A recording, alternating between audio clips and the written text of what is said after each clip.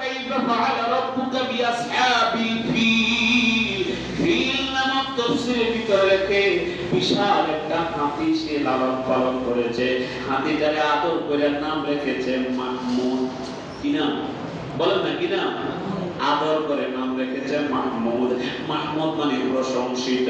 বলে আমার এই হাতে প্রশংসনীয় একটা কাজ করবে, বাইতুল্লাহ যখন পিলারের সাথে তার স্থলতাটা লাগাইয়া দেব, তার সেই স্থলতা লাগাইলে টান দিয়ে বাইতুল্লাহ বেঁকে খান খান হয়ে যাবে।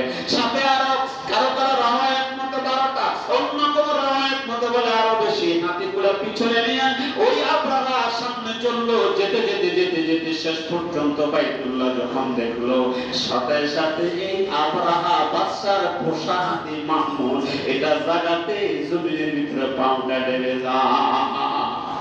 বাইতুল্লাহ সম্মান রক্ষা করে কে?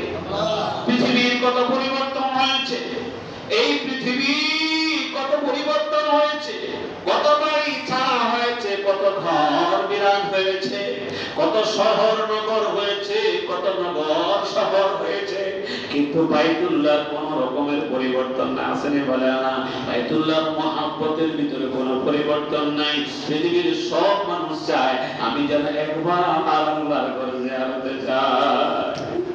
পৃথিবীর মধ্যে প্রত্যেকটা মানুষ ধনী হোক গরিব হোক একবার হলেও একটুখানি বাইতুল্লাহ দেখার আকাঙ্ক্ষা দিয়ে রাখে। কেন?